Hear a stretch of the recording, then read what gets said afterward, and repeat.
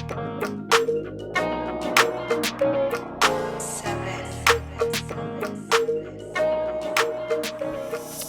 are you saying, people? It's another episode of the panel. Rob, how you been, man? I'm good, you know. The energy's right. Feeling good. Went Chilled. this morning. Yeah, it's nice. Relax. Can't complain. Yep. Wait, before we go, guys, did you hear that? No. Did you hear that? Bro, I heard it. Did you hear it? Yeah, like, subscribe, already, and right, share. Yeah, listen, right on your screens right now, you should see where to find myself and Rob. We're on Instagram, we're on TikTok, we're on YouTube, we're on Twitter. Apple's coming soon. You know, like, subscribe, and share. You know, but thank you for all the support, guys. Really do appreciate it. Also, as well, I forgot to say yesterday. We've got regarding CPD, we're going to be doing Patreon. Yeah. So there's going to be a subscription, and you'll have education, you'll have social care, you'll have a variation of different things that would be good for you, social workers or education teachers, whatever, whatnot. So look out for that soon. We're trying to go for that maybe possibly March, April. Yeah. So that's coming soon. Yeah. And also as well, just to say, people, that the podcast actually. I've been speaking to a couple of universities and actually going to get accredited to be part of university modules. Wicked, look at that, man. You know, so like I've had a lot of messages from a lot of unis because I lecture as well to say, Nana, can you come in? Oh, that's recently, me and Rob did a lecture as well at a university. So guys, yeah, literally, you know where to find us. If you do want to come onto the show, the email's right there, thesocialworkermentor@gmail.com. Hey, listen, if you don't talk, just stay at home, you know? Yeah, stay at home. We need talkers. The chat, the thing and everything, yeah? All right. But anyway, we've got our wonderful guests who are here with us today. I want to start from the very, very end. Introduce yourself, please. Hi, everyone. I'm Rita, and I am a social worker, amongst other things. Yes, and I'm Paris. I am a specialist perinatal mental health social worker. And I'm Zai. I'm in my final year at university on my final placement. Amazing, yeah, come on. Clap for yourself, man. Clap for yourself. Excellent. Thank you. So, I mean, today's topic, Rob, the journey of a newly qualified social worker. Yeah, I thought it was important, you know, because, do you know what? Like, nobody really talks about where it began from the very, very beginning in terms of when you become a newly qualified social worker. Like, how does it feel? What the expectations are? The emotions. And I know that you've spoken to a lot of newly qualified social workers. I mean, what's the feedback you've been getting from them? It's a mix, but it's a lot of them feel underprepared. They feel like they're not really being prepared for the real life scenarios, home visits, dealing with management, the mental side of things, the emotional side of things, dealing with caseloads. The world is changing, brother, and I do feel like even like with universities, you know, they need better preparation to prepare them mentally and emotionally, and also as well to make the job real enjoyable and make it their own as well. So there's quite a few things. I want to start with Zai, actually, because Zai, you are going to be transitioning very, very soon to become an NQSW. Yeah, in a couple of months. Yeah. So how's your journey been? My journey, I feel like actually mirroring what Rob was saying in the sense that I don't think uni prepared us for going on placement, what it's really like, having to balance the workload, the assessments, but the portfolio as well. There was no preparation for that. It was just sort of, here you are in the lectures, this is what we're going to do, and then it's that, on your own, there you go. So when I walked into placement, I was like, there's actually a big expectation. Yes, I'm a student, so I'm here to learn, but it's like you're just chucked in the deep end, sink or swim. Paris?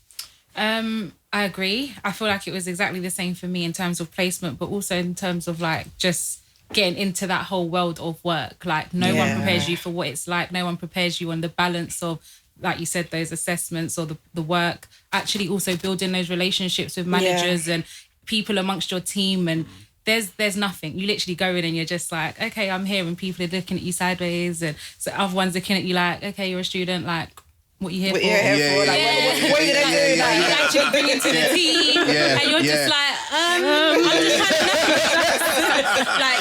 to there's not a lot of preparation at all, and it's definitely sink or swim. But I'm here. What about yourself, Rita? For me, I totally agree with what's been said by both Zai and Paris. In that there wasn't an easy sort of transitional move from student to practitioner, and I think that introduced or that imposter syndrome almost from very early on. I think there's a lot of prep in uni around the theories to understand and intervene and the laws, you know, so you come out feeling like I know some things, or you know, I've done well in my assignments, I'm good to go, and then you get there on your first day and it's like, I don't know how to talk to a family when I'm supposed to go to a visit. The practicality. And they don't sort of tell you that if you go to a local authority, for instance, on placement, uni doesn't tell you that each local authority has their own policies and they do things differently. That's right. So you might learn things one way in your uni, but then you go to placement, you're like, they didn't tell me this, so it's going to be like that. Well, they don't prep you when someone's going to cuss you on what to do. Do you remember those modules that you had here where they would do preparation practice? Yeah. I had RDP, readiness for direct. Listen, what they would do is that they would bring some actors in. Yeah. For you to have a scenario. At least you lot got actors. Is it a job? You're gonna play that. So every single unit they will have like a module called readiness for practice or preparation for practice.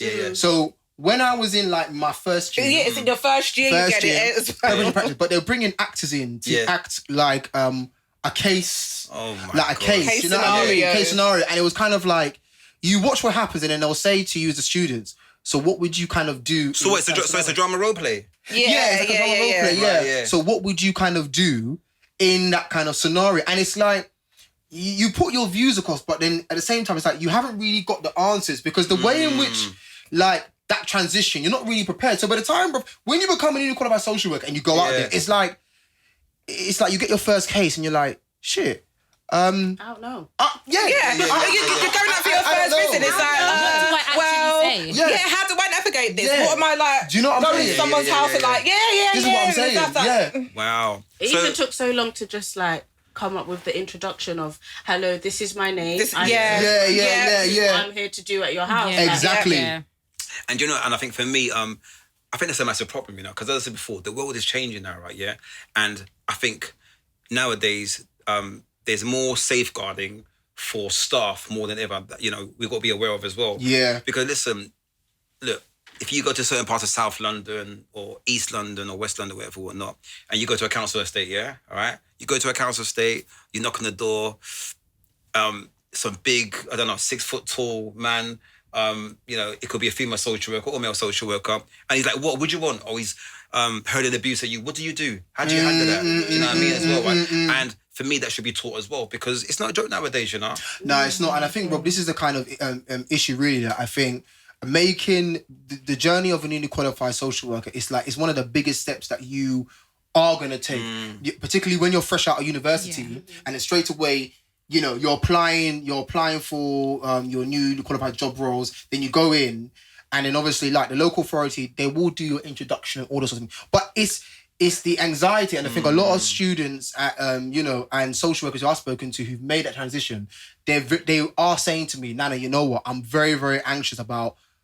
I've finished uni, I've gone in, but I really feel like de-skilled. Yeah. And like, I think that journey for me has upskilled me. Like for me, when I was a newly qualified social worker, all my training, everything that I know now is because I've learned on the job. It wasn't uni. So even like all these like social work acronyms and stuff at uni or the law module, it's only when I transitioned, I was like, oh right, okay, cool. This is what you man were talking about at uni. Do you know what I'm saying? Yeah. But literally, I had to learn that on my journey in my first year as an NQSW. Yeah. Literally. Yeah. That's not great, you know. Go on. No. I was just going to say, and to add to that, the expectation that you're going to have this social worker toolkit that you're going to start with. Yeah, the toolkit. What toolkit? The toolkit.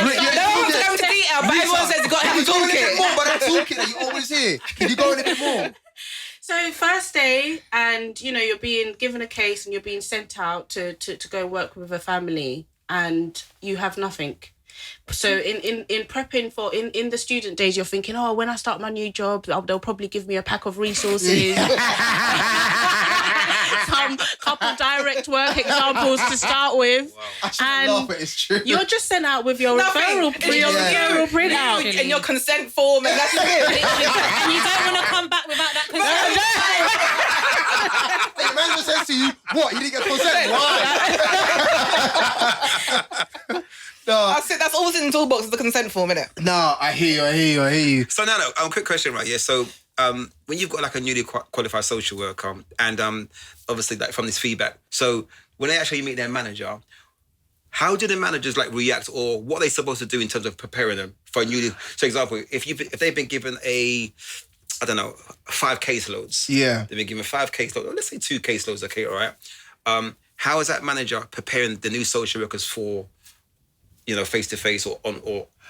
The thing is, it will feed in well to our next episode, but I'm saying briefly. So when you step in, obviously your induction period, where you are in your local authority, is very, very, very, very important in terms of stepping in terms of knowing how the local, as what Zai said, knowing how the local authority works, the policy procedures, the resources, and also like how you need to be able to go and manage your case. But on top of that as well, each local authority should have an L&D department, which is learning development department as well. So there'll be a principal social worker who's there to kind of support you in your preparation to kind of deal with certain themes and dilemmas that you are going to deal with throughout your journey. Okay. So that's what really should happen. I don't know, Paris, if you agree, or Rita, you agree.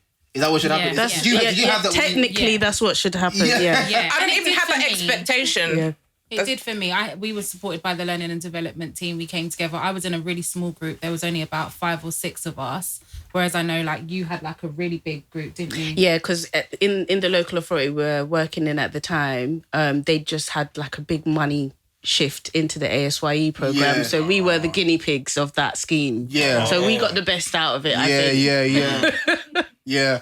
And that's what happened with me as well. When I first started, the first local authority I was in, I mean, to be fair, that whole year for that journey, it was really, really good. I had a lot of support. I had a lot of training. We even had access, I don't know if you guys did, to the Tavistock to do clinical supervision. So I even had the Tavistock, they do clinical supervision. So I had that for the first year when I was doing my NQSW. Do you know what I mean? So, but I just think that the anxiety that a lot of newly qualified social workers have, it needs to be very much recognised. At the end of the day, as soon as you go in, I don't know, I mean, Zai, like, you see when you qualify, do you think actually when you qualify that, right, you know what, I'm ready? No, not at all, because you're not given realistic expectations. Like, even now as a student on my final placement, sometimes their expectations of me is if I've had knowledge for years, and I'm just like, I haven't got to that point yet, and you can't sort of mark me down, so to speak, because you haven't told me or showed me how to do that. I'm not there in my journey, so I don't feel like when I do enter as an NQSW, I'm going to be prepped and ready and have like my toolkit and be like, right, I'm good to go. Do you feel anxious? I do, and I get imposter syndrome quite a bit. Yeah. And if I didn't have my own independent mentors, I'd be fucked. Like I wouldn't know what I'm doing, where like how to navigate it, because uni aren't sort of prepping you for the real world as when you qualify. They're just ticking their boxes. Like, right, you got to do a critical analysis and you got to do this. Like, okay, that's fine.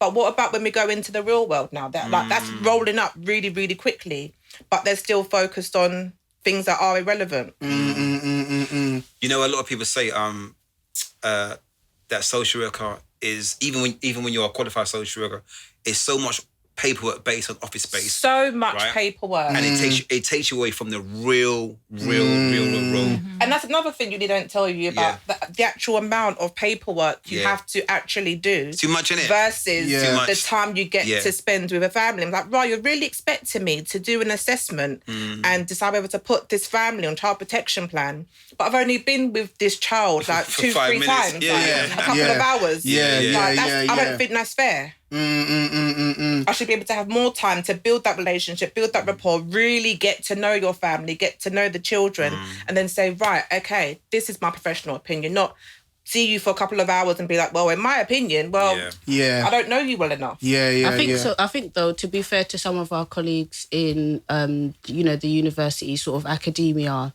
who are really going out of their way to like bring some contemporary ways of sort of teaching these practical lessons. I think we just have to big them up in this moment. Yeah, no, we have to. We have to. Because part of my other roles as well is I lecture as well. Oh, fantastic. Yeah, fantastic. And Wait. Say that again. What'd you do? I lecture as well. You have to make the people know. Yeah. Reese's a You lecturer. know this thing already. Come on, man. Hey, if Reese's Uni's listening, listen, she's on our show, innit? Yeah, I'm telling you right now, yeah. She's lecturing, I'm telling you that. Big man ting, yeah? Come on, big up Rita. Yeah, go on, Rita, go on, continue, go on. So yeah, like I know how important it is for me to create workshops, to create extra lectures outside of the sort of mandatory lectures.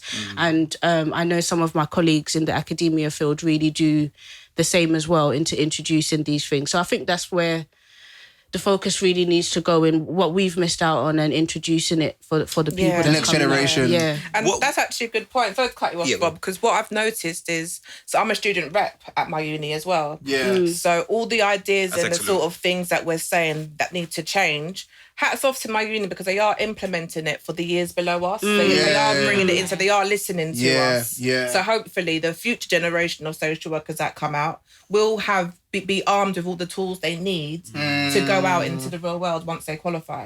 And I want to jump on the back of that because I think, Rob, even for me, like, and I've said it quite openly, that even down to like podcasts, so I never had this where there's a social work kind of podcast that was able to kind of support me on my journey. There wasn't, I'm saying that it wasn't around. Now you're seeing a lot of social work podcasts who are visual out there actually to support social workers on their journey. Do you know what I mean? Because we're giving them the real kind of experience. You know what I'm saying? And also as well the fact that you've got a lot of social workers now, like I said, Rita, you know, myself, we're going in, we're lecturing because actually the students need to actually understand that once you're going on your journey, this is what you're going to be dealing with. Do you know what I'm trying to say to you? Do you know, I want to ask all of your question, right? Yeah, because we've kind of had this, not even, well, I wouldn't say debate or is it a generational thing as well? Because I've got aunties who are social workers. I've got friends whose aunties or mums, they're social workers, but they were social workers like 20 years ago, right? Yeah. So 20 years ago to 2024, it's a different ballgame altogether. Their journeys would have been different.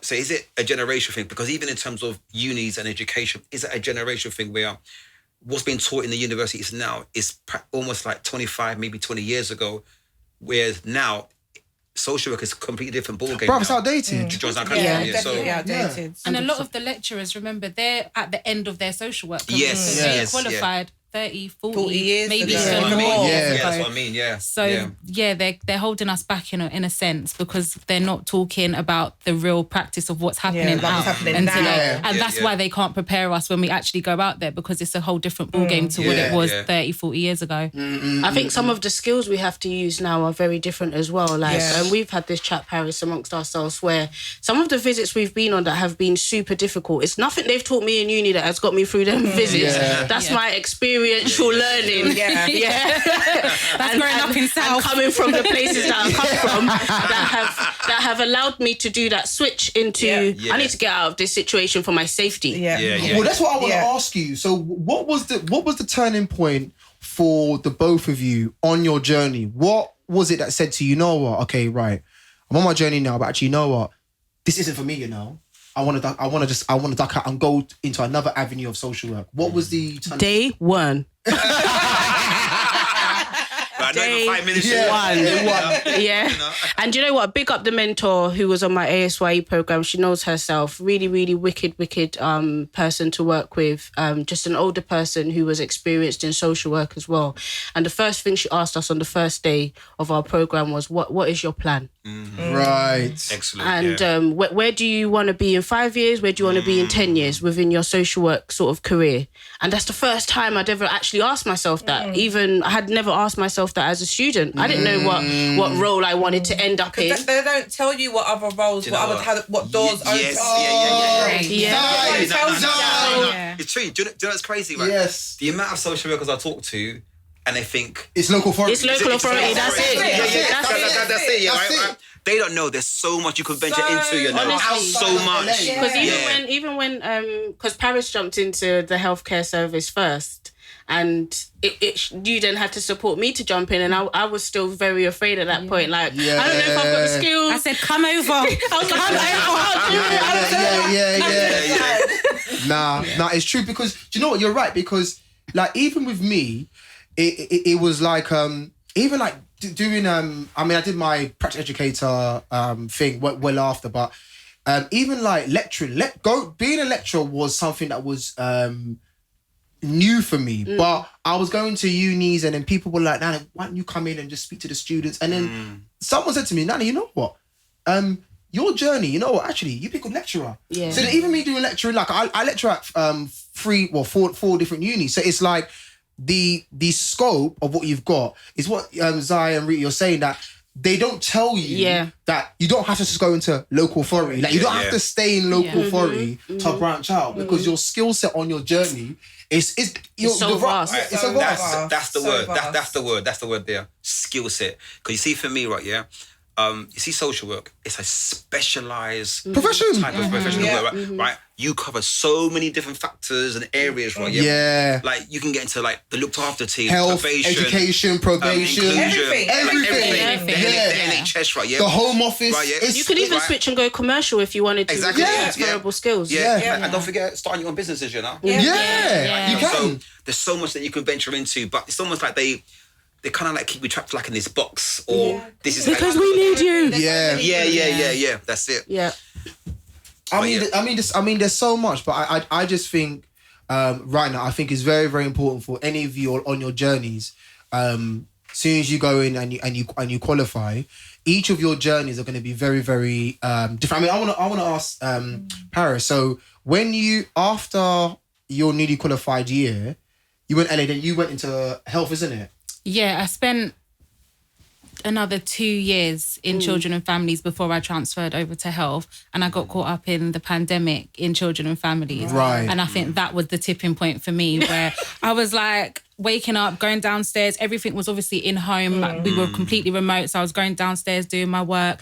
I was highly, highly anxious about just the whole situation, but also having to go into families' houses, how to manage the work. Obviously, your support was less because you're now stuck at home, so you're meeting with your managers and so on virtual. And I just remember feeling really highly stressed and just being like, I don't know how I'm going to continue navigating this.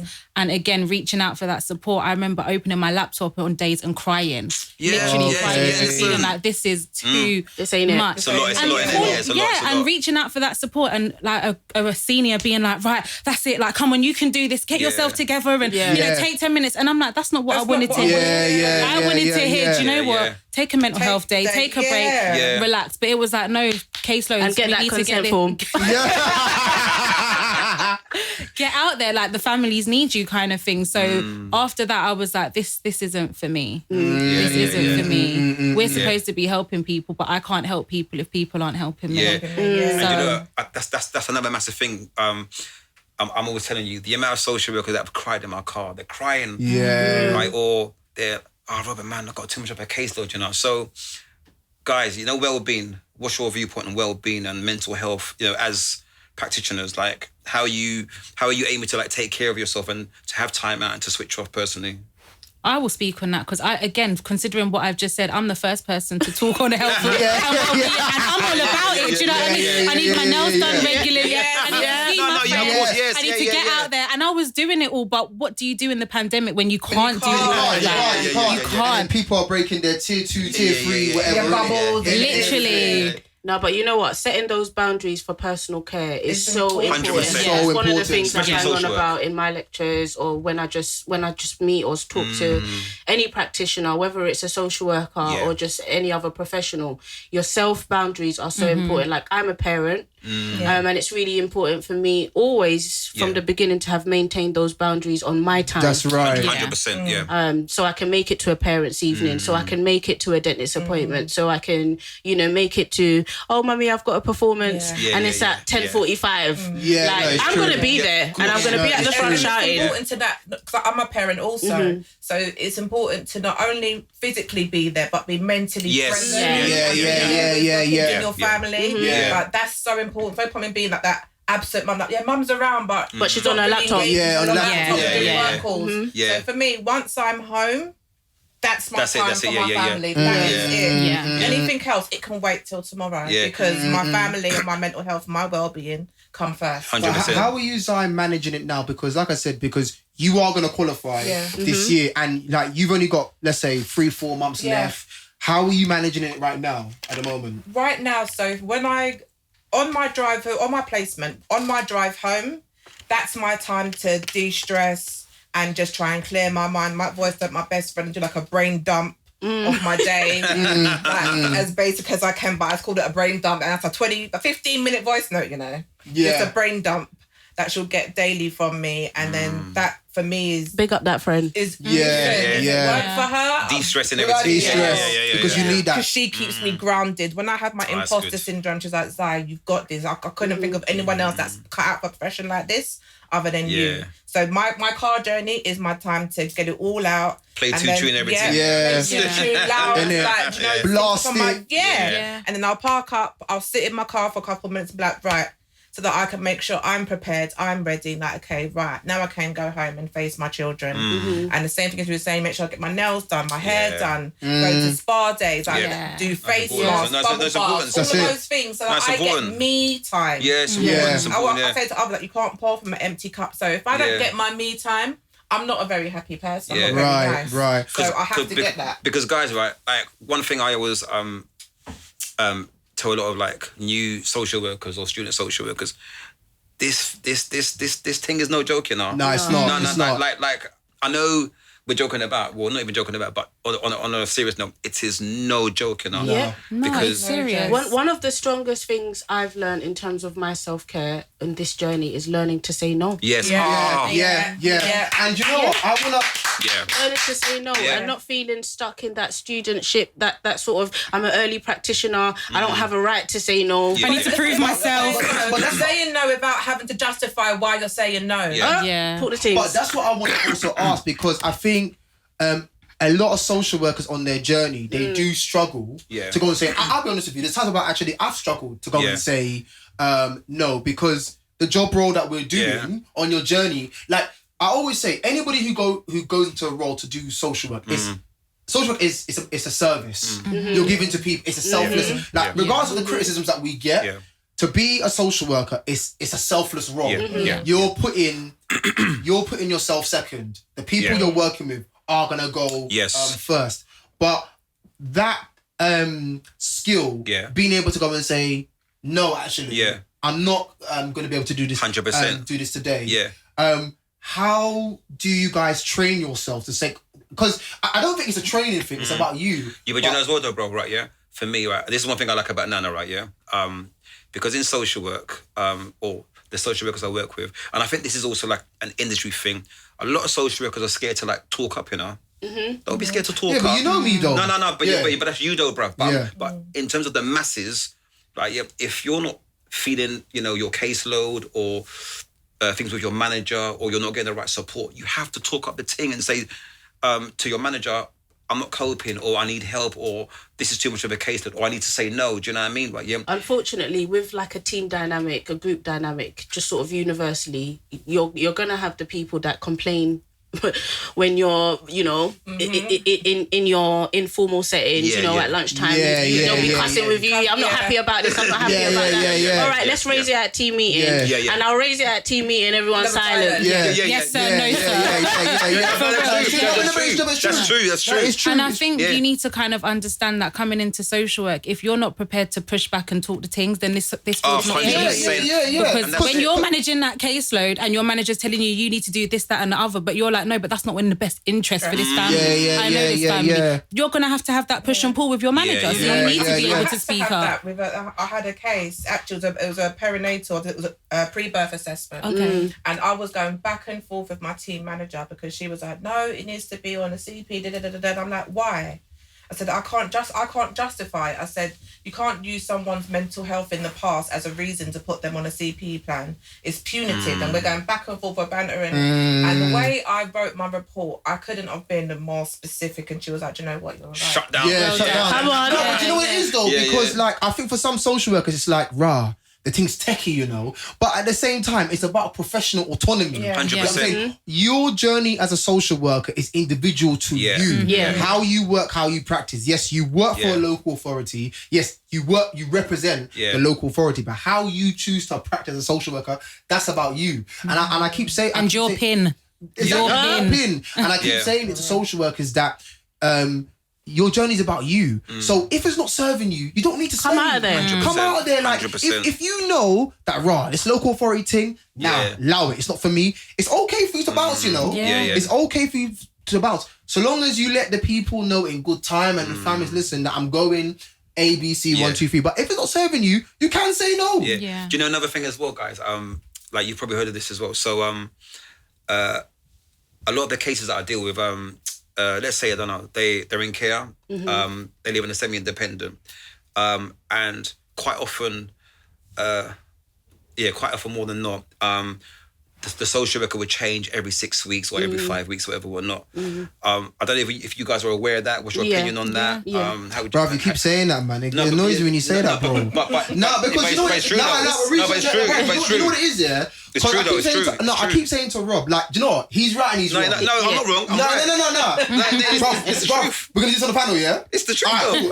And let me tell you where he's right and he's wrong. Hear me, I say now. Yeah, he's right. No, I'm only right. Yeah, no. He's right because there's staff turnover. Yeah. That's where he's right. Yeah. But he...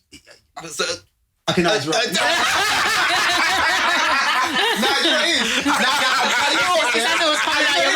No, you know what? I deeped it. No, he's right. Yeah. Because of the staff turnover, he's right in it. It's not all the time, but you're right in it. Yeah. But I was going to say you were wrong because there are social workers who do stay, but you're right because of the turnover. You're right. Yeah, no, I deeped it. No, sorry, bro. You're right. You're right. You're right, bro. You're right. Because the thing is as well, though, right? Yeah, like... remember, like, we get quite attached to the family and the young people that we work with because we're building that rapport, aren't we, right? Yeah. And you remember, it's about providing a service because I think sometimes professionals forget, like, we're dealing with children, you know, right? Yeah. So they're gonna make mistakes. They're gonna F up. We're dealing with mothers who are vulnerable, so they're gonna make mistakes. They might be a bit scatty and all over the place, not on purpose. Do you know what I mean? As well, yeah. But for me, I take it personal when I think, right, where's the social worker? Yeah. That they've disappeared, as you said before, the high turnover. It's a turnover, yeah. Do you know what I mean as well, man? So even in the training, do they teach that? But Rob, that's the thing, and Zai and thousands of students say this.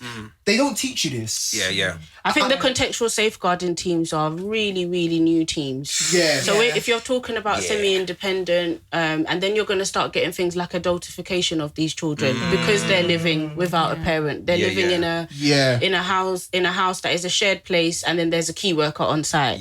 So essentially, some of these children will be presenting as much more mature. They'll be presenting as, you know, I can do my own thing. I'm independent. They've had no other choice. They've had no other choice. So I can understand why that turnover then even feeds into a lot more because it's difficult for these children who've been through a lot of their adverse experiences to gel. The ACEs, with someone. Yeah. Do you know, I want to ask another question, right? Yeah, and this is for, I suppose, I've got something else. Go on. Future. So, what would you tell yourself? Yeah. So if you met yourself on your journey, what would you tell you? What advice would you give you? Trust your judgment. Yeah. That is the one thing I wish I'd known from much earlier on. Then I wouldn't have spent my ASYE and my year after ASYE feeling nervous about every decision that I'm going to make, feeling that. Because I think the switch that we're speaking about, and that the switch that we all discover along our journeys, is that switch of, oh my gosh, I've actually got the power to change people's lives. Like, if I write this report in a specific way to please my manager, that's actually going against the family. Like, I've got every That family will right. never forget you. Just like when you've said, Zai, you've written a report based on your views. Yes, I'm What the you one think. going there. You're I'm the the one one going. doing the visits. Yeah. So learning that actually there's a power in that. That's where that switch came for me. Paris? I think I'd tell myself, you got this and you know what you're doing. Just trust yourself and trust your instinct. I feel like I spent a lot of time not feeling confident in what I'm doing because I felt like I didn't have that skill set that I did have. So I was very much undermining myself. Am I sure? And I feel like I just needed like a real good mentor to speak into me and be like, you actually know what you're talking about. Yeah. Like, Yeah. you know what you're doing. Keep going. Don't doubt yourself because you're a good social worker. Yeah. One thing I want to touch upon though is imposter syndrome. Yeah. I've heard that a lot recently, and I just want to quickly talk about like. We never got No, I'm gonna come to Zai. Yeah, I'm gonna come to Zai. Yeah. So I want to talk imposter syndrome a lot because I hear it a lot from social workers. But I want to start with Zai first because Zai, you mentioned it at the very beginning in terms of imposter as a student. What is that feeling like? Like for you to feel that actually now you know what. I'm proper doubting myself, you know. Yeah, it's a horrible feeling because can imagine, yeah. As much as I know in my heart this is a career that I want and I'm passionate about, I still have that moment and be like, should I even be doing this? Should I have chosen to do something else? And it's like, am I doing it right? Like, there's just so many questions, and because I'm around people that are so qualified and have that skill set, it makes me not want to trust my gut and have that confidence in myself. So I'm constantly doubting, and I'm writing assessments, I'm looking at other people's work, like, why am I doing that for? I just need to, just trust myself. But that imposter syndrome, when it hits hard. And I'm just like, boy, I don't even know anymore. But are you saying that because you feel that right now you're still a student, or is it just because of actually you've seen others who are more qualified than you, you think actually, you know what, I'm not to that standard? Is it a bit of both? A bit of both. It's a bit of both. I feel like in your lecture. Sorry. Oh yeah. I was going to say I feel like that imposter syndrome kicks in when you get into the workplace. Yeah. Because you feel like, okay, I'm riding through this uni stuff. I'm not doing too bad. I'm getting decent grades maybe. Yeah. And then it's not until you actually get out there and you're like, wait, the theory doesn't translate to practice. Like what they're teaching doesn't come in. You'll get it all when you go out there. It's all going to make sense. And it doesn't. It really, really doesn't. And then you have to pick up your new skill set and learn the physicalities of the work and talking to people and building those relationships. And then you realise that's where the social work is made. That stuff in uni is just a tick box exercise. It doesn't actually prepare you to get out there. And I think that's where the imposter syndrome is created because it doesn't match. They build you up to this standard, but you need to be at this standard. What about you, Rita? Do you know what? that was a long side there, you know. Rita, go in deep in it because like I said. Do you know what? Imposter syndrome for me, and I think as a social worker, I think something therapy should be embraced by all of us. Everybody needs therapy. I think therapy should be something that is embraced by all of us, and I think Sorry, I do apologise. Can you repeat that again, please? Therapy should be something that is accessed by all of us. What she said. Mic drop. And I think for me, imposter syndrome is rooted in self-worth. And self-value. And I think for some of us who may be coming from particular backgrounds or particular communities, we've never known social workers who look like us. We've never known social workers who talk like us, move like us. Even sometimes, like when I meet my students, like new cohort for the first time, they're wondering where the lecturer is. Yeah. When I step into certain rooms, this is what I'm saying. When I step into I've gone to CPs where they're asking, where's the social worker? I'm the social worker. So sometimes it's the micros. Will I say microaggressions in those sorts of ways? Say what you want to say. Say what you want to say. Say what's your chest.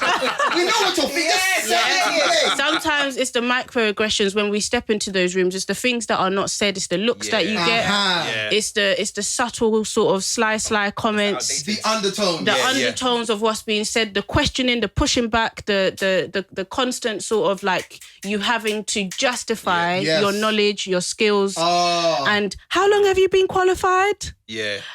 Those sorts of things is what introduces imposter syndrome and yeah. impounds that feeling of self-worth even further. And you know what you were saying about therapy? It's funny you mentioned that because I'm a big believer like you that everyone needs to have some kind of therapy. 100%. But when I went into my first placement, I put myself back in therapy because I was like, Excellent. I don't think I'm equipped quite yet to deal with this. So I'm going back to therapy so that I can be the best version of me to help other people. So when you say that, is it on the mental and the emotional side of things? The mental, the emotional sides, upbringings, everything that comes with it. Yeah. Self-awareness. Self-awareness, Yeah, okay, everything. right. Because honestly, there's nobody can prep you for some of the referrals you're gonna get. Exactly. Sometimes you're gonna open a referral and you're reading it, and as you're reading it, it's like, gonna rah. mirror your life. Yeah. Of course. Yeah. And it's just Of gonna course. throw you off. Yeah. No, of course. It's like One second, bro. Sorry, can I Yeah, just jump on the back go, of go, that? go. I want to jump on the back of what Rita said in terms of imposter, because I think for me, in terms of me and where I've gone, I didn't really have that issue. But you know where I felt it? I felt it with career progression. I felt in my career progression there were times whereby I'm not managers per se. Yeah. But certain senior leaders were holding me back. You're not quite ready. Yeah, you're not ready. But it's like, rah. So I'm doing all this work. Yeah. You know the story already, Yeah, innit? yeah. But you know what I'm saying? But I'm doing all this work. And Your evidence in it. Yeah. But you're still saying, Nana, you know what? Nah, you're not ready yet. Yeah. Oh, Nana, you know, you're still a little bit too young. It's like, Just wait 6 months. no, Right. thank you. And that's what I was saying before. Like for me, and no, I'm gonna say it anyway. Like, so in local authority, most social workers are of a certain age, right? Yeah, right. This is me not being Ageist. right? Yeah, right. So obviously they're older than us, right? Yeah, right. And they've been doing this thing for like 20 years, 30 years, 30 years and everything, right? Yeah. So their teachings, their way of thinking, right? I'm not saying it's outdated, right? Yeah. But it's like maybe 10, 15 years ago. It's outdated. It's different. Bro, it's outdated, bro. It's Yeah. 15 years ago was different. 30 years ago, there weren't no Google, there was no internet. Exactly. It's outdated. It's outdated Exactly. because it's built on old safeguarding Exactly. framework. Yeah. And that's the reason why you're looked at. You're looked down to, or they not want you to progress, or they know you're right. They're thinking, right, later I can't be having this new student. Talking on this, actually, it's quite a thingy that we've brought this up, about the difference in generations. Yeah. Because sometimes I think it's harder for people coming in on the ASYE program because you didn't have it as hard as us. So you're gonna get that tough love. I've heard that as well. I've heard that. No, but it's true. It's what Rita's saying. So it's like, sometimes when you are going down that route, you are going to get like, it's like, who's in the room? Who's the team? Like, I remember when I had that, like, who's the team manager? Yeah. Yeah, it's me. You're the manager? Yeah. Yes, I'm the manager. Do you know what I mean? You're a bit young to be a manager. Okay, right. So Yeah. I'm the team manager. I'm making this decision. Do you know what I'm saying? Yeah. So it's a really, really deep thing. And it happens across all, and that's why social workers, they will leave local work. It's like, what? It's about, am I being valued here? The people who are making the decisions, are people seeing representation? You know what I'm saying? Yeah. Who looks like me? You got, as you said, Rita. You go into that conference. Who's social worker? I am the social worker. Yeah. Or actually, who's the manager? I'm the manager. Right. I want to go above you. Yeah. That also is all imposter syndrome. Yeah. But I'm at a point where I'm like, you know what, Cha? Listen, I know who I am. I know what I bring to practice. I know it's different. Yeah. So that's a you issue, not a me issue. But as well, I think what's quite important as well, I think when you do work for local authority, and sometimes you only reach a certain level, because you do, and this is actually the reality and the facts, right? Yeah, depending on whether you're in lack, the looked after team, inclusion, education, and whatever, yeah, right. There are only certain levels that you can go to, right? Yeah, and I think sometimes, as well, you have to ask yourself the question as well, right? Yeah, is this department right for me, right? Yeah. I'm going to use Nana as an example, right? Yeah, because Nana's a good example, right? Yeah. So Nana is highly skilled, yeah? Nana is what you call a new generation social worker who's got all the tools of someone of 10 years ago, but he's also got the last 10 years, right? Yeah. So he's half and half, do you know what I mean? And what it is sometimes, I think there's a fear from specific maybe managers where it's like, oh, this guy thinks he's a bit smart, right? Yeah. They don't want to say it, but that's what they're thinking in their head, okay, right? Yeah. So he's applied for certain roles. Now, he's got the same piece of paper as Terry or Timmy, right? Yeah. Exactly the same qualifications, right? Yeah. and he never got it. Listen, I was angry more than him. I was like, later, blood, now you need to leave it now, right, right? So then he got spotted on a podcast. From the podcast, But I remember, not on a podcast. So some manager obviously is looking at Nana on the TV or on YouTube thinking, hang on a minute, ooh, he sees the potential. Right? He sees the potential of this social worker. And then he got opportunities. And this definitely plays into, I think, the new age social workers. Yeah. So the people who are qualifying now. Because one of the things I had to learn, and I think this fed into my imposter syndrome very early on, is I felt that there's an element of myself I had to hide when I'm in my professional setting. There's an element of Rita, sort of South London Rita, you know, how I am when I'm... You know, gang.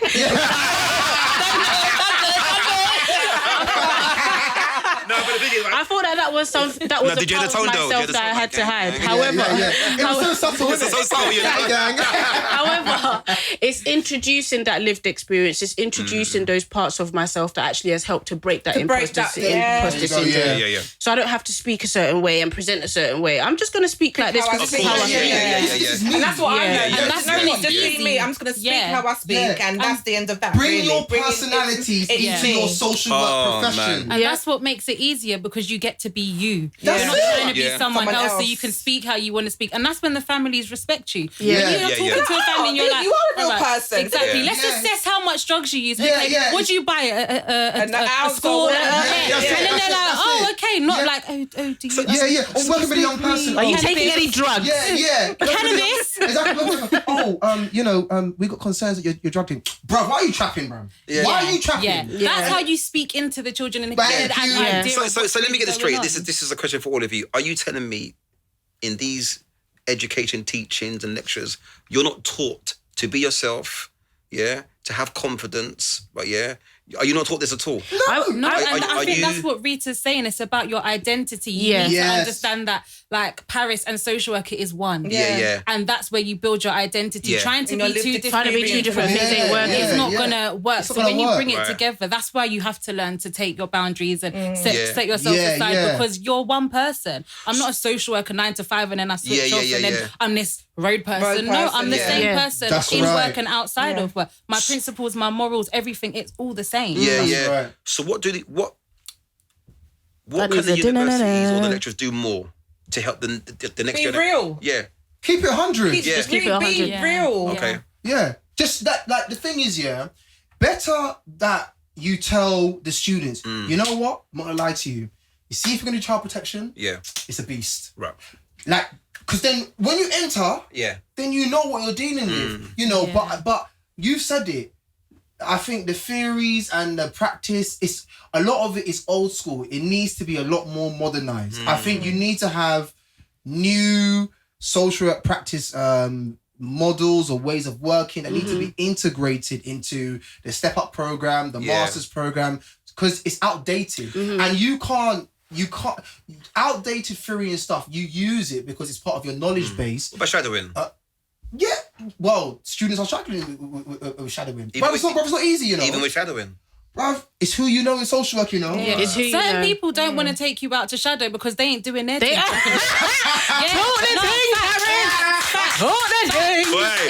that was that, didn't it? Shut down, boy. You know where to find us. He likes us. You'll be doing up newly qualified and you'll be doing up student on placement and your manager's doing up to one of the team members. Can you take them out on your visit? What visit? Yeah, let's go McDonald's. Yeah. That's for real. And they come back with no consent form signed. Why are we at the chicken shop? Oh, man. Yeah. Hey, listen, do you know what? I probably enjoyed this episode, you know. I really did. that's fantastic. You know, but guys, listen, like this episode, the journey of a social worker is important. Yeah. What our panelists are saying to you, what you've got a final year social work student, you've got 2 seasoned veterans in, heed what they're saying to you. But the advice I'm going to say is be yourself, bring your personalities. That's it. That imposter syndrome that you may be feeling, all of you all have a skill set that you can bring. Yeah. Think about what you are, who you are as a person, what you're going to bring into the social work profession. Remember your why. Yeah. Your who, what, why. What is your purpose? Do you know what I'm saying? So, yeah, honestly, but panelists, I want to thank you so much for this. Amazing. Yeah, And amazing. guys, you know where to find us. Yeah, man. You like, subscribe, and share. You know, you see it pops up. You see it right now in the corner. You see it there. Click it. So I'll be back soon for another episode of The Panel. But you take care, guys. Yeah. Later.